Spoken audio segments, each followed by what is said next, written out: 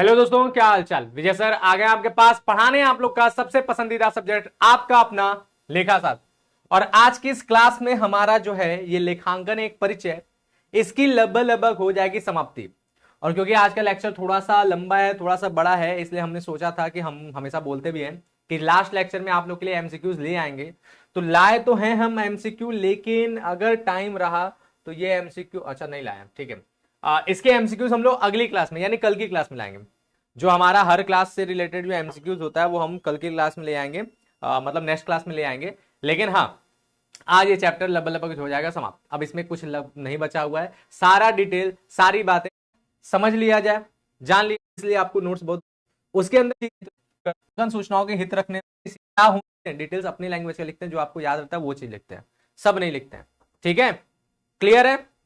तो चलो जो है हम अच्छे तरीके से अपनी आज की क्लास को शुरू करते हैं। और क्या होने वाला है अपनी आज की क्लास में, तो आज की इस क्लास में हम लोग जानने वाले हैं सबसे पहले, उससे पहले बात करते हैं कि पिछले क्लास में क्या हुआ था। पिछले क्लास में लेखांकन की भूमिका जाने थे, वित्तीय लेखांकन की सीमाएं जाने थे, लेखांकन का महत्व, और हम लोगों ने आंतरिक और बाह्य उपयोगकर्ता जो लेखांकन के होते हैं, आंतरिक और बाह्य उपयोगकर्ता, इसके बारे में जाने थे। और लेखांकन सूचनाओं के हित रखने वाले व्यक्तियों के बारे में यानी वही उपयोगकर्ताओं के बारे में हम लोगों ने कल की क्लास में जो है डिस्कस किया था, देखा था। ठीक है, समझने वाले हैं।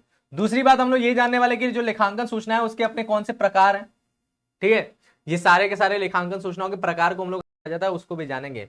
लेकिन उससे पहले कि ये सारी की सारी चीजें हम स्टार्ट करें, ठीक है, ये सारी की सारी चीजें हम स्टार्ट करें उससे पहला ये आपको याद कर लेना है। और कुछ बच्चे बोल रहे याद हो गया, तो क्या क्या था हमने लेखांकन के महत्व जो हमने कल पॉइंट्स दिया था हेडिंग के तौर पर कि लेखांकन के महत्व में आपको याद कर लेना है। और इस लेखांकन के महत्व में हमने आपको क्या किया था कि लेखांकन के जो उपयोग करता है उसके अकॉर्डिंग हमने पॉइंट्स को बदला था। ठीक है, जो लेखांकन में हित रखने वाले जो व्यक्ति हैं यानी इसके उपयोग करता है उसके हिसाब से हमने इस पूरे के पूरे पॉइंट को बदला था, लिखा था। जैसे पहला क्या था, पहला था जो आंतरिक उपयोग करता था, है ना बात।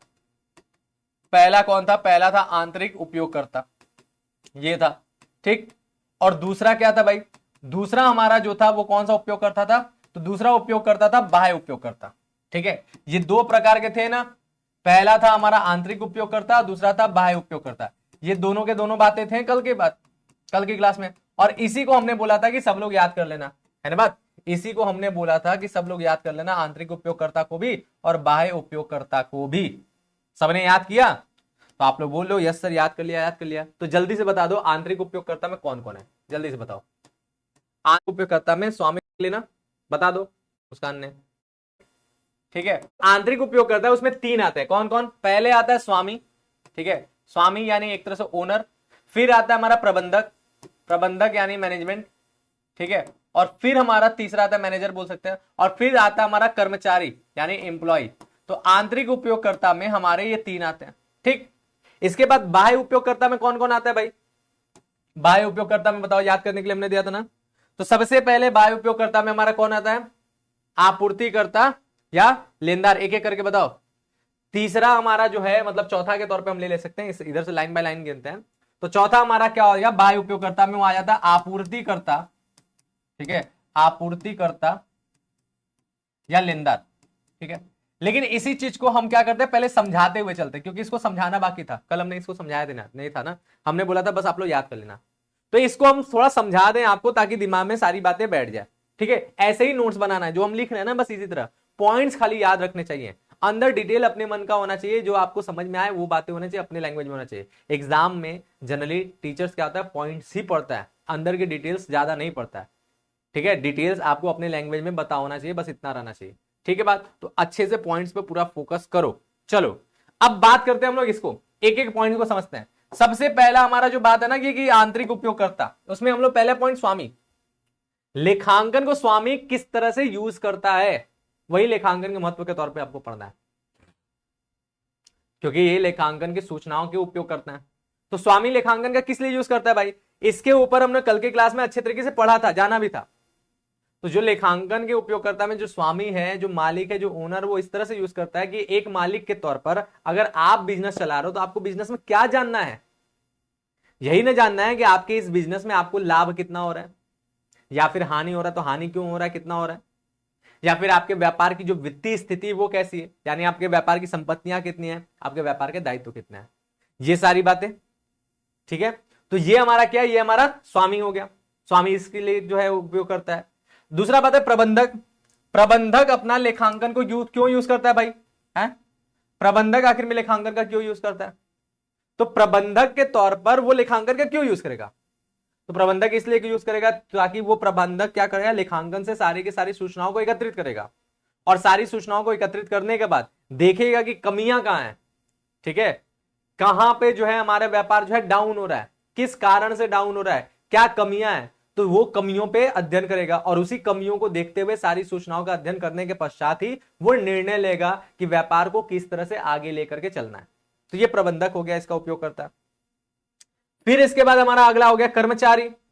ठीक है, कर्मचारी भाई वो कैसे लेखांकन का उपयोग करता है, वो क्या उपयोग करेगा, अच्छा ये आंतरिक और बाह्य का मतलब समझ में आ रहा है, आंतरिक मतलब जो व्यापार के अंदर के लोग हैं, तो कर्मचारी, प्रबंधक और हमारे जो है स्वामी, ये व्यापार के अंदर के लोग हैं, और बाकी इसमें जितना भी होंगे ना ये व्यापार के बाहर के लोग हैं, जो बाहरी लोग व्यापार से कनेक्टेड है, वो यहां पर आएगा। ठीक है, तो यहां पर हमारा जो अगली बात अब हम करते हैं किसके बारे में बोलते हैं, कर्मचारी के बारे में बात करते हैं।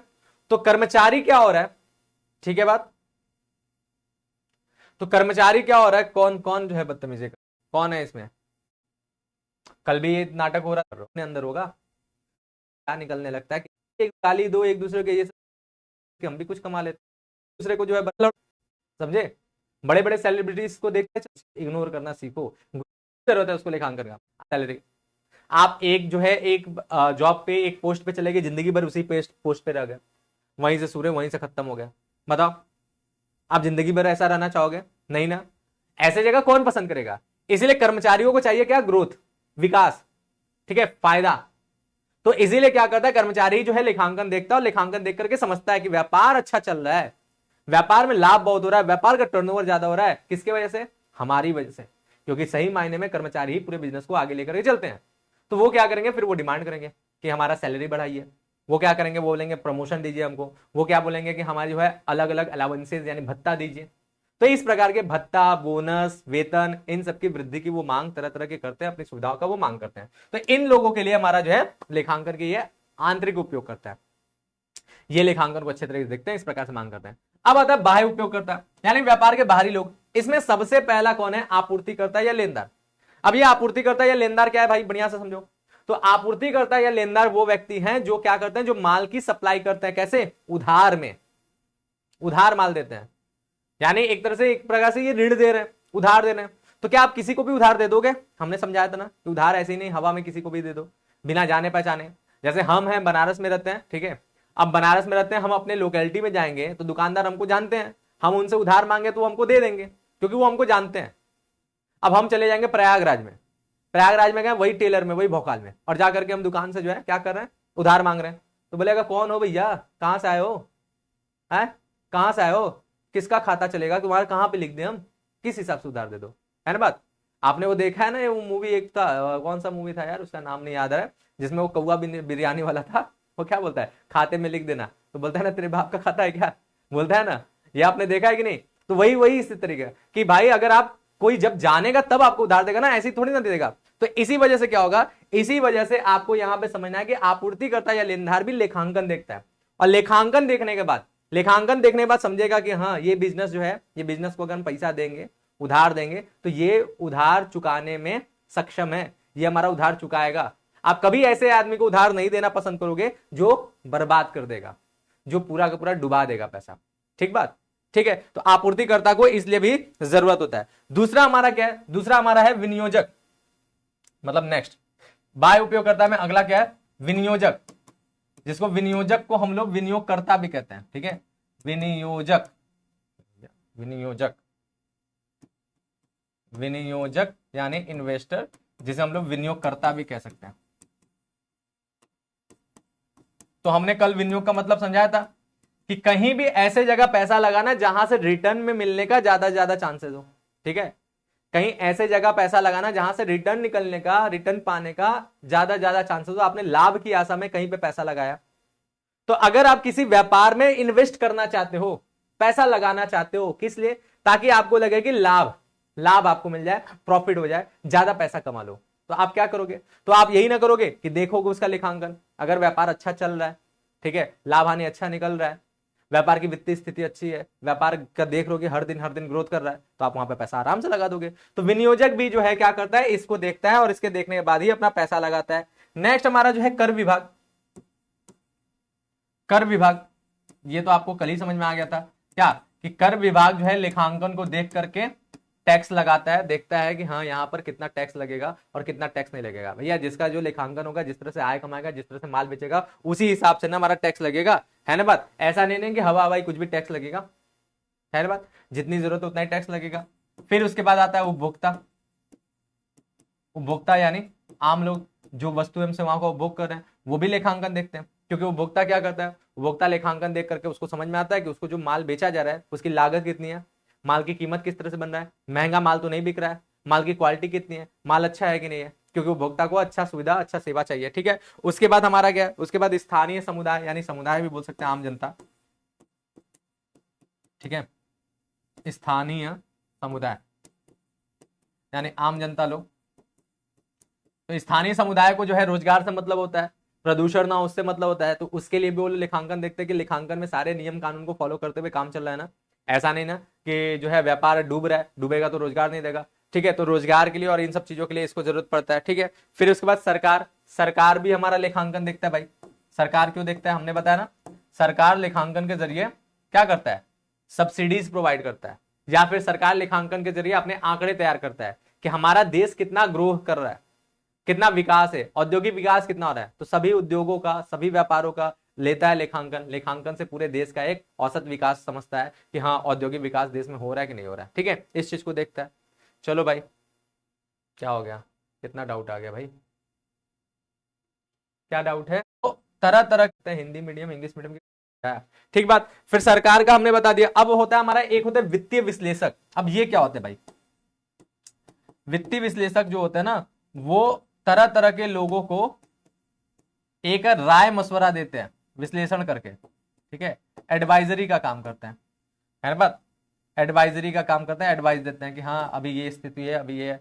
आप देखते हो कभी, अच्छा न्यूज चैनल पे कभी डिबेट वगैरह देखते हो, कभी न्यूज चैनल में जब डिबेट वगैरह देखते हो तो कभी कभी ऐसे विश्लेषक लोग भी आते हैं उसमें, ठीक है। जैसे शेयर मार्केट के ऊपर कभी न्यूज कोई चल रहा है तो वो विश्लेषक आएंगे, वो बताएंगे कि हाँ मार्केट में इन इन कारणों की वजह से शेयर मार्केट डाउन हो रहा है, इन इन कारणों से शेयर मार्केट अप हो रहा है, ठीक है, इस तरह की बात होता है।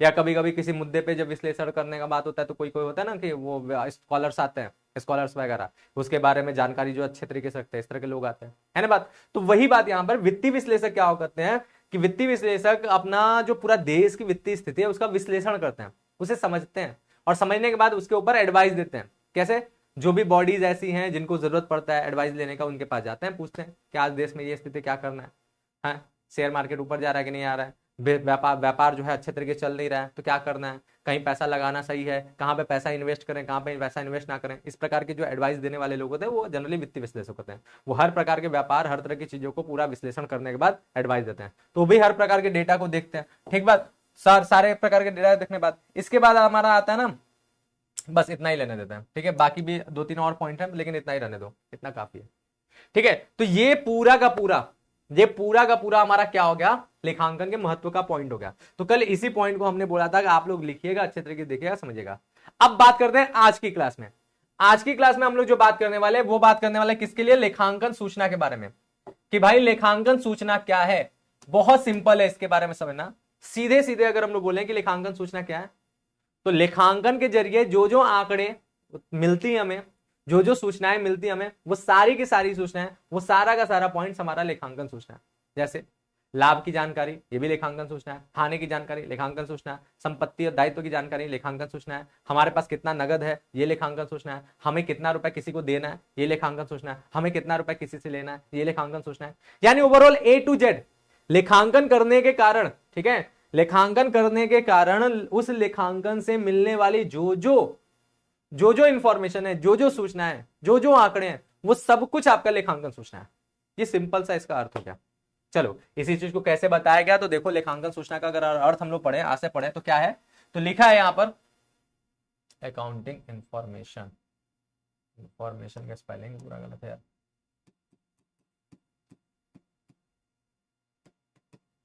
ठीक है। तो देखो क्या होता है, इसका ऐसा ऐसी सूचना से है जिससे किसी भी संस्था के आर्थिक व्यवहारों यानी वित्तीय व्यवहारों की पहचान, मापन, लेखन एवं वित्तीय परिणाम की जानकारी संस्था में हित रखने वाले सभी पक्षकारों को प्राप्त हो। ये सूचनाएं पर्याप्त एवं विश्वसनीय होती है तथा आर्थिक निर्णय का आधार होती है। लेखांकन के माध्यम से जो सूचनाएं प्राप्त होती है वही लेखांकन सूचना होते हैं, हमने ये बोला ना। अच्छा, ये कैसे प्राप्त होती है? लेखांकन क्या होता है? लेखांकन हमने बताया कि जो भी वित्तीय व्यवहार होते हैं, जो भी मौद्रिक व्यवहार होते हैं, उनका पहचान, उनका मापन, उनको लेखन, यही तो है हमारा लेखांकन। और इसको करने के बाद जो है वित्तीय परिणाम निकल आता है। तो वित्तीय परिणाम जब निकलता है तो फिर उसे क्या करते हैं, जो भी पक्षकार होते हैं लेखांकन के, उनको दिया जाता है।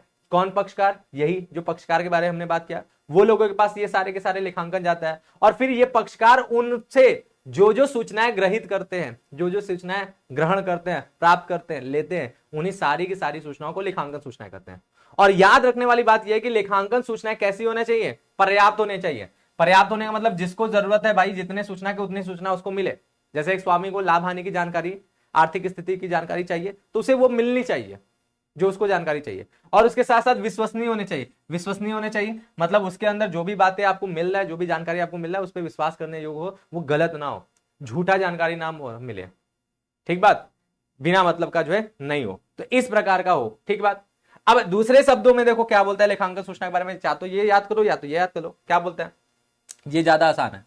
लेखांकन सूचनाएं लेखांकन में हित रखने वाले सभी पक्षकार, चाहे वो आंतरिक पक्षकार हो या बाह्य उपयोगकर्ता हो, ये दोनों के दोनों को उनकी आवश्यकता के अनुसार व्यवसाय की आय की जानकारी, व्यवसाय की वित्तीय स्थिति की जानकारी, व्यवसाय के उत्पादन की जानकारी, व्यवसाय की विक्रय की मात्रा की जानकारी, कर्मचारियों के वेतन की जानकारी, भत्ते की जानकारी, समाज जो है उसको प्रदान की जाने वाली सारी सेवाओं की जानकारी, या फिर रोकड़ शेष की जानकारी आदि। क्या हमने बोला कि जो भी लेखांकन के जरिए जो जो जानकारी प्राप्त होता है वो सारी जानकारियां, हर लोग अलग अलग जानकारी रखना चाहता है। जैसे देखो, अगर एक लेनदार है तो उसे क्या जानकारी चाहिए? लेनदार को बस इतना ही जानकारी चाहिए ना कि हम जिसको पैसा दे रहे हैं उधार, जिसको हमने उधार में माल बेचा है, वो व्यक्ति हमें माल का पैसा चुकाएगा कि नहीं, बस उसको इतना जानकारी चाहिए। तो बस उसे शोधन क्षमता देखना है, बस यही पता करना उसके पास कि हाँ इस व्यक्ति के पास कितने संपत्ति है और इस व्यक्ति के पास कितने दायित्व है, ये कितना रुपया अपना इनकम कमा रहा है, बस उसको इतना ही जानकारी चाहिए और आराम से वो उधार दे सकता है। सारी जानकारी उसको लेने का मतलब नहीं है। तो यही बात है कि सारे के सारे उपयोगकर्ता अलग अलग जानकारी प्राप्त करते हैं और जो जानकारी वो प्राप्त करते हैं वो सारी की सारी जानकारी लेखांकन से मिलती है, इसलिए उनको लेखांकन सूचना कहते हैं। ठीक है, आदि जानकारी उपलब्ध कराती है ताकि वे समय समय पर इसके संबंध में महत्वपूर्ण निर्णय ले सकें। अब उपयोगकर्ता लेखांकन सूचना क्यों लेते हैं, क्यों जानकारी लेते हैं? क्योंकि उसी के आधार पर इनको निर्णय लेना है कि आगे हमें क्या करना है। जैसे देखो, स्वामी लाभ हानि और वित्तीय स्थिति ये सब देखने के बाद निर्णय लेता है कि हाँ बिजनेस अब आगे कैसे चलेगा। प्रबंधक भी सारी सूचनाएं एकत्रित करने के बाद बिजनेस पे समय समय पर निर्णय लेता है। कर्मचारी भी सब देखने के बाद निर्णय लेता है कि हम वेतन का मांग करें कि ना करें, वेतन और बढ़वाएं कि ना बढ़वाएं, है ना बात, भत्ता कोई मांगे कि ना मांगे, उसके हिसाब से वो निर्णय लेता है। ठीक है, चलो नेक्स्ट बात। नेक्स्ट है हमारा लेखांकन सूचनाओं के प्रकार। ये हमारा जो है एग्जाम में पूछे जाते हैं, आप लोग की किताब में ये क्वेश्चन जरूर दिया होगा, लेखांकन सूचना क्या होता है उसका प्रकार। तो प्रकार के बारे में देखेंगे, लेखांकन सूचना कितने प्रकार की होती है, तो इसमें सभी प्रकार वो मिलेगा, जो जो लेखांकन से जो सूचनाएं मिलती है वही सारे इसके प्रकार मिलेगा। जिसमें जो सबसे पहला है लेखांकन सूचनाओं के प्रकार में, जो सबसे पहला है उसको हम लोग कहते हैं आय संबंधी सूचना।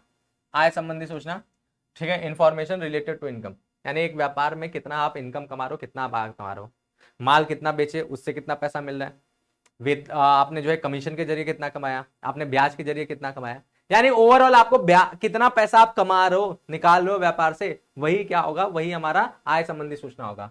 तो एक निश्चित अवधि में संस्था द्वारा अर्जित आय की जानकारी आय संबंधी सूचना कहलाती है और यह सूचना संस्था के लाभ हानि खाते, ठीक है, ये लाभ हानि खाता बनता है आपका अंतिम खाता में, या फिर आय विवरण ये कंपनी बनाता है, ठीक है, तो उससे प्राप्त होती है। बात समझे? आय संबंधी सूचना किससे प्राप्त होती है? Income and expenditure sorry profit and loss account से या फिर इनकम स्टेटमेंट से प्राप्त होती है। ठीक है बात।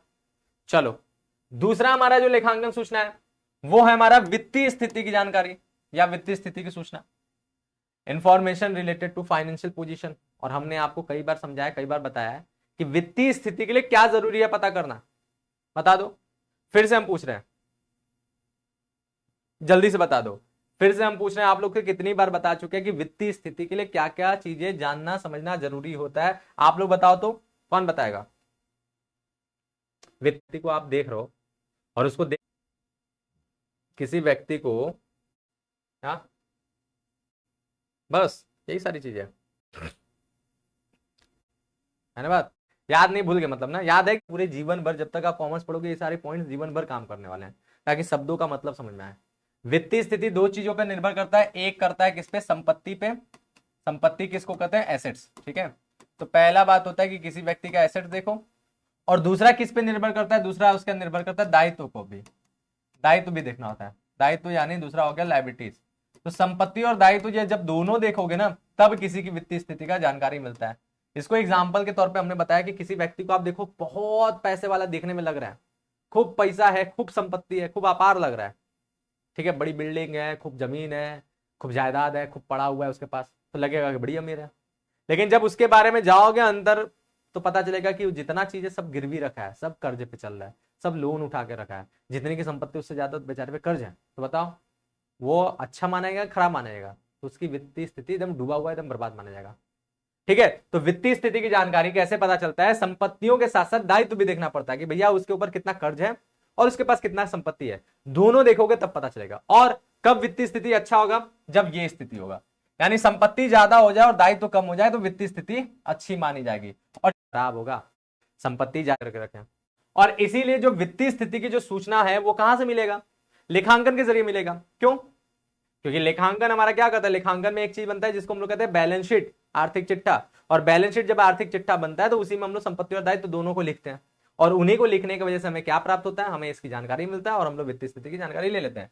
तो किसी निश्चित तिथि को संस्था की जो आर्थिक स्थिति होती है उसकी जानकारी वित्तीय स्थिति की सूचना कहलाती है। और यह सूचना आपको कहां से मिलता है, चिट्ठे से। मुख्यतः चिट्ठे से प्राप्त होती है कि इससे संस्था की आर्थिक स्थिति, तरलता, भुगतान क्षमता आदि की जानकारी प्राप्त हो जाती है। क्यों चिट्ठे से इसलिए प्राप्त होता है, क्योंकि चिट्ठे में ही आपको संपत्ति, ठीक है, और दायित्व, चिट्ठे में ही संपत्ति और दायित्व इन दोनों की आपको पूरा टोटल जानकारी मिल जाता है, इसलिए प्राप्त हो जाता है, ठीक। नेक्स्ट बात देखो, नेक्स्ट बात हमारा होता है क्या, उत्पादन संबंधी सूचना। अगला लेखांकन से उत्पादन संबंधी भी सूचना मिलता है, ठीक है। कैसे भाई उत्पादन संबंधी सूचना, क्योंकि लेखांकन में एक खाता बनता है जिसको निर्माणी खाता कहते हैं, मैन्युफैक्चरिंग अकाउंट कहते हैं। उसके जरिए हमें उत्पादन का पूरा जानकारी मिल जाता है कि व्यापार जो है, हम जो बिजनेस चला रहे हैं उसमें हम कितना माल बना रहे हैं, ठीक है, माल कितना बना रहे हैं, माल पे कितना लागत लग रहा है, ये सारी चीज की जानकारी हमें यहाँ पे मिल जाता है, ठीक। तो यहां देख लो क्या है कि इसमें संस्था द्वारा निर्मित माल की लागत, संचालन संबंधी, ठीक है, संचालन संबंधी व्यय यानी उस माल को बनाने में कितना व्यय लगा, उत्पादन की जानकारी सम्मिलित है। और बड़ी संस्थाओं में ये सूचनाएं लागत लेखों के माध्यम से प्राप्त हुई है। अगर बहुत बड़ा संस्था होता है वहां पे लागत लेखांकन होता है, उसी के जरिए इसकी जानकारी मिल जाती है। और छोटी छोटी संस्थाएं कभी कभी क्या बोलते हैं, निर्माणी खाता बनाती है, ठीक है। कौन सा खाता, निर्माणी खाता भी बनाती है, ठीक है, निर्माणी खाता बनाती है, जिसे हम लोग कहते हैं मैन्युफैक्चरिंग अकाउंट, ठीक है, मैन्युफैक्चरिंग अकाउंट। तो ये बनाती हैं, इनके जरिए भी हमारा क्या हो जाता है, इसकी जानकारी प्राप्त होती है। निर्माणी खाता या फिर मैन्युफैक्चरिंग अकाउंट, इसके जरिए भी हमारा प्राप्त हो जाता है क्या, उत्पादन संबंधी जानकारी, कि हमारा पूरा का पूरा व्यापार में कितना उत्पादन हुआ है, कितना माल हमने बनाया, कितने रुपए का बनाया, अच्छा माल बनाया तो कितना रुपए खर्चा हुआ है, कितना उस पर लागत लगा है, इन सब की जानकारी मिल जाता है, ठीक है। नेक्स्ट हमारा क्या है, नेक्स्ट हमारा जो लेखांकन सूचना है वो मानव संबंधी लेखांकन सूचना भी हमें मिलता है, information related to human resource. अब जो लोग देखो, एक जो व्यापार चल रहा है उस व्यापार में ऐसा नहीं कि केवल और केवल आय व्यय यही सब चीजों का हिसाब किताब होता है, ऐसा नहीं है। उस व्यापार में आय व्यय इन सबके हिसाब के किताब के साथ साथ ये भी हिसाब किताब होता है कि उस व्यापार में कितने कर्मचारी काम कर रहे हैं, मानव संसाधन कितने हैं। समझे, मानव संसाधन का मतलब क्या है, जैसे सारे के सारे संसाधन है उसी तरह मानव भी एक संसाधन है जो व्यापार को चला रहा है, व्यापार को आगे बढ़ाने में जिसका हेल्प है ना बात, ठीक है। तो जितने भी कर्मचारी हैं उन सभी कर्मचारी को इकट्ठे रूप में मानव संसाधन कहते हैं, ठीक है, उनकी जानकारी मिल जाती है। और वो उनके लिए भी अलग से लेखांकन होता है, क्योंकि एक अकाउंटिंग है जिसको जो है कहते हैं ह्यूमन रिसोर्स अकाउंटिंग, उसको कहा जाता है मानव संसाधन लेखांकन, उसके जरिए इसका भी जानकारी मिलता रहता है, ठीक है। और उससे क्या होता है, इस संस्था में कार्यरत कर्मचारियों की संख्या इससे पता चलता है, उनको कितना पैसा दिया जा रहा है ये पता चल रहा है, उनकी मजदूरी का पता चल रहा है, उनके भत्ता का पता चल रहा है, इन सब की जानकारी पता चलता है। उसके साथ साथ उनके स्वास्थ्य की जानकारी, सुरक्षा की जानकारी और श्रम कल्याण की जानकारी, ठीक है, प्रशिक्षण, इन सबके भी संबंधित सूचनाएं प्राप्त होता है। और ये सारी की सारी सूचनाएं कैसे प्राप्त होता है, मानव संसाधन लेखांकन के जरिए। मानव संसाधन लेखांकन एक होता है, उसके जरिए जो है हमें इसकी जानकारी भी प्राप्त होता है, ठीक है, मानव संसाधन लेखांकन के जरिए, बात समझे। तो ये भी हमें मिल जाता है, ठीक। नेक्स्ट हमारा क्या है भाई, नेक्स्ट हमारा जो है पर्यावरण संबंधी सूचना भी हमें मिलता है, इंफॉर्मेशन रिलेटेड टू एनवायरमेंट। अब एनवायरमेंट का मतलब ये नहीं कि हमारा सारा का सारा एनवायरमेंट एक एक चीज हम लोग जो है पढ़ने लगे एकदम ज्योग्राफी की तरह, ठीक है, ऐसा नहीं। एनवायरमेंट की जानकारी जो ऐसे एनवायरमेंट की जानकारी जो बिजनेस से रिलेटेड है, ऐसा एनवायरमेंट की जानकारी जिसका इम्पैक्ट बिजनेस के ऊपर पड़ेगा, उसकी जानकारी हमें मिलता है और उसके लिए भी लेखांकन चलता है, ठीक है। तो इसमें व्यवसाय द्वारा उत्पाद या सेवाओं के रूप में समाज को दिए गए रोजगार की जानकारी मिलेगा भैया कि समाज को इतना रोजगार मिल रहा है, ये एनवायरमेंट है, ठीक है। कर की जानकारी मिलेगा, शुल्क की जानकारी मिलेगा कि वस्तु हमारा जो बना है उस पर कितना टैक्स लगा है, उस पर कितना चार्जेस शुल्क लग रहा है। पर्यावरण सुरक्षा से संबंधित जानकारी मिलेगा कि हमारा जो व्यापार है उसकी वजह से कोई पर्यावरण को हानि तो नहीं पहुंच रहा है। आपको पता है ना, दिल्ली बहुत प्रदूषित हो जाता है हमेशा। दिल्ली का AQI जो है, एयर इंडेक्स जिसको कहते हैं, वो बड़ा खराब हो जाता है। दिल्ली में हमारी जो यमुना है उनका बहुत गंदगी हो गया है, बहुत गंदा है, बहुत ज्यादा। ये सब क्यों हुआ जानते हो? तो ये हर जगह लगभग होता है जहाँ पे अच्छे तरीके से, तो पहली बात कि गवर्नमेंट का इस पे पूरा पूरा दोष रहता है कि गवर्नमेंट अच्छे तरीके से सारी चीज को हैंडल नहीं करता है। दूसरा इसलिए होता है कि इंडस्ट्रीज जो होते हैं ना वो बहुत ज्यादा वेस्ट निकालते हैं, पता है ना आपको। उद्योग धंधे जो होते हैं वो माल बनाते हैं ना, तो माल बनाने के साथ साथ उनमें बहुत ज्यादा वेस्ट निकालते हैं, बहुत ज्यादा गंदगी। एयर को भी पॉल्यूट करते हैं, वाटर को भी पॉल्यूट करते हैं, और सबसे ज्यादा वाटर को ही पॉल्यूट करते हैं, ठीक है, सबसे ज्यादा। एयर तो तब भी बड़ी बड़ी चिमनियों से ऊपर निकल जाता है तो हमारा ग्राउंड लेवल पर उस लेवल का असर नहीं पड़ता है। हालांकि जब भारी मौसम होता है, जैसे ठंडी का मौसम होता है, तो काफी इंपैक्ट पड़ता है, उसका बड़ा नुकसान लगता है। गर्मी में तो थोड़ा सा उतना नहीं समझ में आता है, लेकिन ठंडी के मौसम में उसका भी असर समझ में आता है, ठीक है। लेकिन पानी तो हर टाइम आपको दिखता है गंदगी पानी का। तो यही जो ना, जो हमारा लेखांकन है, इसके लिए भी लेखा करते चलता है कि हमारे जो इंडस्ट्री है, हमारा जो उद्योग धंधा, उससे कितने वेस्ट निकल रहे हैं, कितने वेस्ट वाटर का निकल रहा है, कितने वेस्ट एयर के लिए निकल रहा है, क्या उसकी मात्रा है। और उसको जो है गवर्नमेंट हमारा एक दिया रहता है डिसाइडेड, उसका भी एक लिमिटेशन होता है कि हाँ इस तरह की चीजों को फॉलो करना है, जिससे कम से कम वेस्ट और कम से कम चीजें निकले। और जो भी निकले उसको क्या किया जाता है, उसको फिल्टर करके जो है निकाला जाता है बाहर। यानी उसको जो है एक तरह से उसके लिए वर्ड नहीं मिल रहा है, मतलब कि एक समझ लो कि फिल्टर करने का काम होता है कि उसका एक सिस्टम बना रहता है जिसके लिए क्या करता है कि उसको कम से कम वो नुकसान करे, ऐसा बना करके उसको निकालना रहता है अपने इंडस्ट्री से, ठीक है।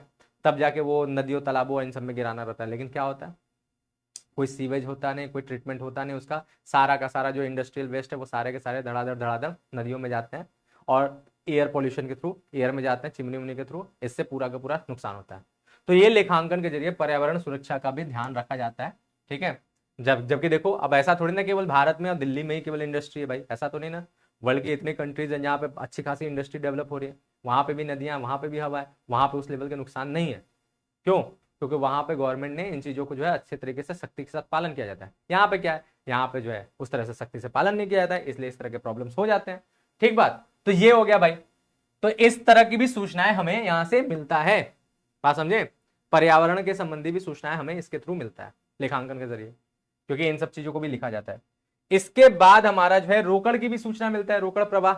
भाई ये तो सीधे सीधे मिलेगा, जब लेखांकन करेंगे तो रोकड़ प्रवाह की भी सूचना मिलेगा कि हमारे रोकड़ प्रवाह का मतलब क्या है कि हमारे व्यापार के अंदर कितना पैसा आ रहा है और हमारे व्यापार से कितना पैसा जा रहा है। तो पैसा आना, पैसा जाना, पैसा आना, पैसा जाना, इनसे संबंधित भी सारी की सारी जानकारी हमें मिलता है, ठीक है। तो यही बात है।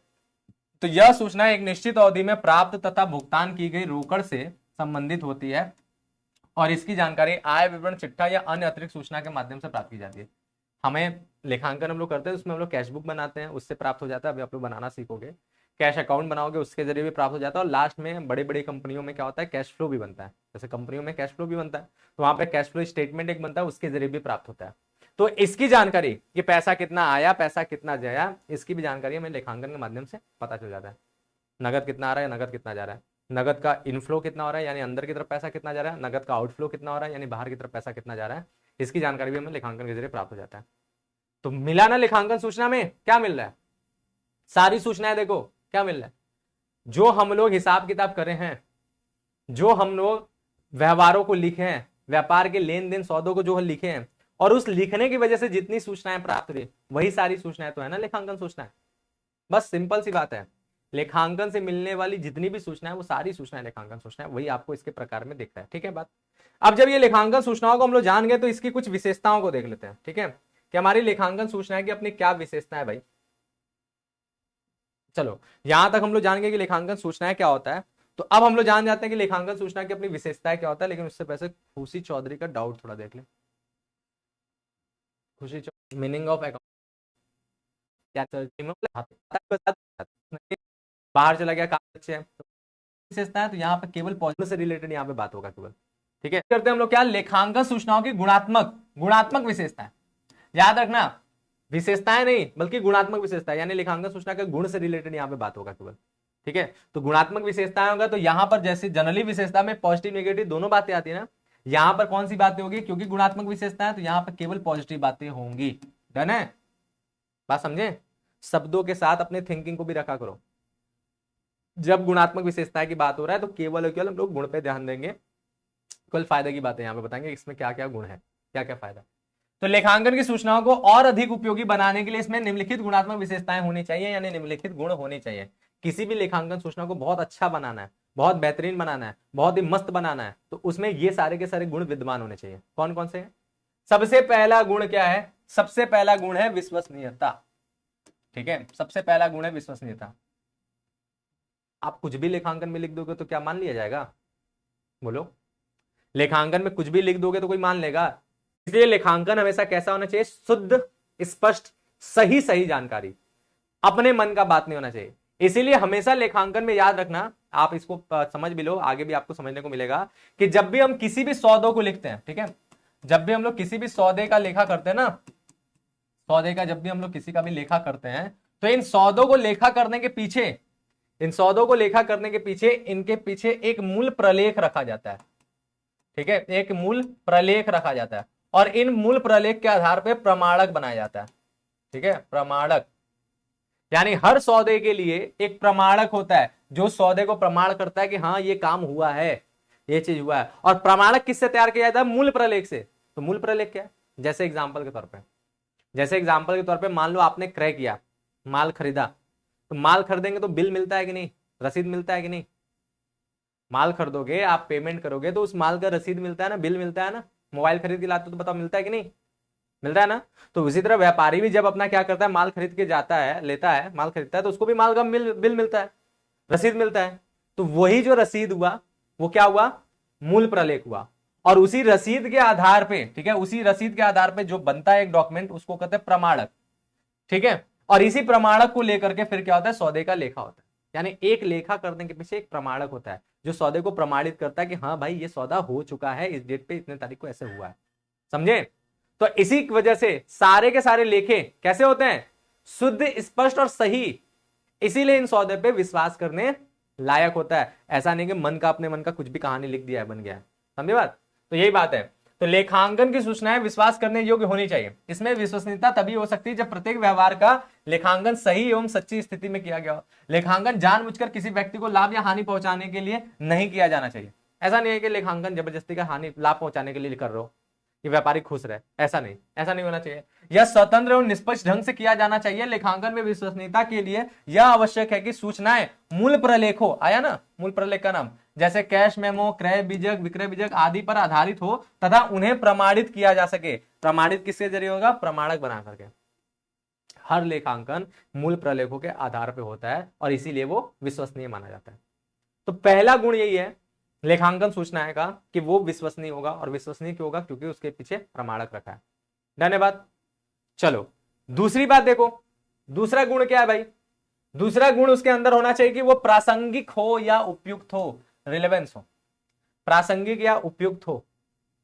जैसे एग्जांपल के तौर पे अगर हम लेखांकन सूचना का उपयोग कर रहे हैं एक विनियोजक के तौर पे, एक इन्वेस्टर के तौर पे, तो हमें क्या होना चाहिए? हमें जिस चीज की जरूरत है, जिस सूचना का, वो सूचना हमें मिलेगा तब। हम एक विनियोजक हैं, एक इन्वेस्टर हैं, और हमको बताया जा रहा है कि अरे व्यापार रोज इतने रुपए का माल बेच रहा है। क्या मतलब है माल बेच रहा है? हो सकता है माल इतने रुपए का रोज बेच रहा है, लेकिन उससे ज्यादा जितने का वो माल बेचा उससे ज्यादा लागत रहेगा, यानी नुकसान कर रहा है व्यापार। ऐसा भी तो हो सकता है। ऐसा थोड़ी ना है कि कोई व्यक्ति ने अगर 50 लाख रुपए का माल बेच दिया तो हम बोलेंगे वाह भाई व्यापार बहुत अच्छा चल रहा है, हम इसमें पैसा लगा दें। नहीं, हो सकता है 50 लाख का उसने माल बेचा है, लेकिन इस माल को बनाने में उसका 70 लाख रुपए लगा था। तो भाई इतना 50 लाख का माल बेचने के बाद भी उसको 20 लाख का घाटा हो गया ना। तो ऐसे कंडीशन में हम विनियोजक होकर के क्या हम करेंगे?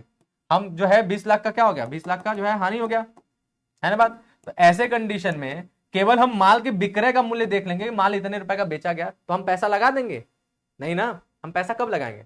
हम इसके थ्रू पैसा सोचेंगे लगाना है कि नहीं लगाना है। हमने देखा कि 20 लाख रुपए का व्यापार हानि कर गया, तो फिर हम पैसा लगाने से कतराएंगे, क्योंकि व्यापार हानि में जा रहा है, व्यापार नुकसान कर रहा है, और व्यापार नुकसान कर रहा है तो दिक्कत का सामना करेगा, हमारा पैसा डूब सकता है ना बात।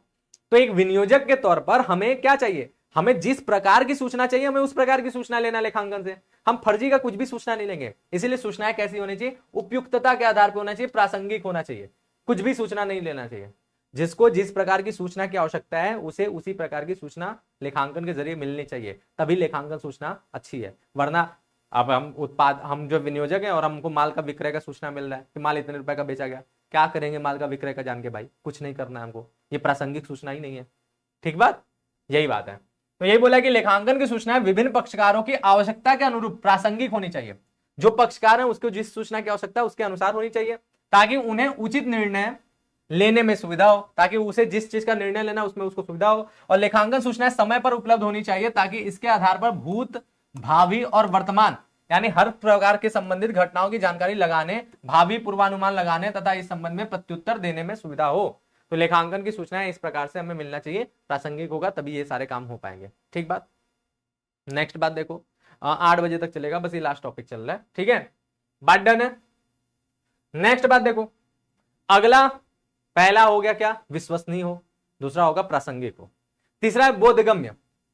बोधगम्यता यार सबसे इंपॉर्टेंट हो गया भाई, अंडरस्टैंडेबिलिटी हो, बोधगम्यता मतलब अब विश्वसनीय हो और प्रासंगिक हो, लेकिन जो सूचना मिल रहा है वो समझ में नहीं आ रहा है भाई क्या कहना चाह क्या रहा है, हो क्या रहा है, इसका मतलब क्लियर नहीं हो रहा है, तो फिर आपको इस क्लास का कोई मतलब बनेगा क्या, नहीं ना। उसी तरह लेखांकन किया गया, लेखांकन किया गया, सारा चीज सही है भाई, ये शुद्ध है, स्पष्ट है, सही है, विश्वसनीय है और प्रासंगिक भी है, जिस चीज आपको चाहिए वो चीज आपको दिया है, लेकिन जो सूचनाएं आपको दिया है वो सूचना आपका पल्ले ही नहीं पड़ रहा है, दिमाग में आपको कुछ नहीं जा रहा है, समझने ही लायक नहीं है, कुछ समझ में नहीं आ रहा है, तो फिर उस सूचना का कोई मतलब रह गया क्या। इसलिए सूचनाएं बोधगम्य हो यानी समझने लायक हो। ठीक है, तो लेखांकन की सूचनाएं सभी पक्षकारों को सरलता से समझ में आने योग्य होनी चाहिए। लेखांकन की सूचनाओं से वही अर्थ प्रकट होना चाहिए जिस संदर्भ में अर्थ के लिए उसे तैयार एवं प्रस्तुत किया गया हो। लेखांकन की सूचनाओं से वही अर्थ निकलना चाहिए जिसके लिए उसको मेंटेन किया गया, बनाया गया, ये नहीं कि बनाए कुछ और के लिए, अगर निकल रहा है मतलब कुछ और। लेखांकन सूचनाएं इस प्रकार प्रस्तुत की जानी चाहिए कि इसमें विश्वसनीयता, प्रासंगिकता के साथ साथ या दूसरे व्यक्तियों को आसानी से समझी जा सके, यानी बोधगम्यता का भी गुण हो, समझ में आने का भी गुण हो। बस बन गया है सारी की सारी सूचनाएं, किसी को कुछ समझ में नहीं आ रहा कि क्या लिखा है, किस लिए लिखा है, क्या मतलब है, लाभ हो रहा है, हानि हो रहा है, पता ही नहीं चल रहा है, बस लेखांकन सूचनाएं आपको मिलते जा रहा है, कोई फायदा होगा नहीं ना, इसलिए समझ में आने योग्य भी होना चाहिए। ठीक बात। फिर इसके बाद हमारा क्या है भाई, फिर इसके बाद हमारा लास्ट हमारा लेखांकन सूचना का एक और इंपॉर्टेंट गुण है, वो क्या है, वो है तुलनीयता, कंपेरेबिलिटी, कंपेयर भी होना चाहिए भाई, यानी लेखांकन सूचना जो है विश्वसनीय हो, ठीक है, समझ मतलब फायदा एकदम विश्वसनीय हो यानी लोग विश्वास करें, प्रासंगिक हो, जिसको जिस चीज की जरूरत है उस तरह की सूचना उसको मिलना चाहिए, बोधगम्य हो यानी समझने योग्य होना चाहिए, और अगला तुलनीयता भी गुण होना चाहिए। लेकिन लेखांकन सूचना ऐसी होना चाहिए जिसको आराम से तुलना किया जा सके, यानी हमें अगर पता चला कि लाभ इस साल इतना हुआ है तो हम इस लाभ की तुलना कर सकें पिछले साल के लाभ से, पिछले साल के लाभ से, या फिर उसी लाभ का तुलना उसी तरह के किसी और व्यापार से कर सके, ताकि एक विनियोजक के तौर पे हम डिसाइड कर सके कि हम पैसा लगाना है कि नहीं है। अगर हमें पता चल गया कि हमारा व्यापार जो है 10,000 का प्रॉफिट कमा रहा है, ठीक है, 10,000 का लाभ कमा रहा है, हमको पैसा लगाना है, तो इस 10,000 के लाभ देख करके हम तुरंत पैसा थोड़ी ना लगा देंगे। इस साल 10,000 का लाभ हुआ है, लेकिन हम ये देखेंगे यार पिछले साल कितना हुआ था, पता चला पिछले साल जो है ना 25,000 का लाभ हुआ था, पिछले साल 25,000 का लाभ हुआ था और इस साल 10,000 का लाभ है। अब बताओ ये फायदेमंद हुआ कि नुकसानदायक हुआ, इस बिजनेस में घुसना सही है भाई। पिछले साल तो 25,000 का लाभ था, इस साल 10,000 का लाभ है, मतलब लाभ घटा है, बढ़ा नहीं है, तो बिना तुलना किए ये मुमकिन हो पाएगा, समझ में आएगा, बोलो।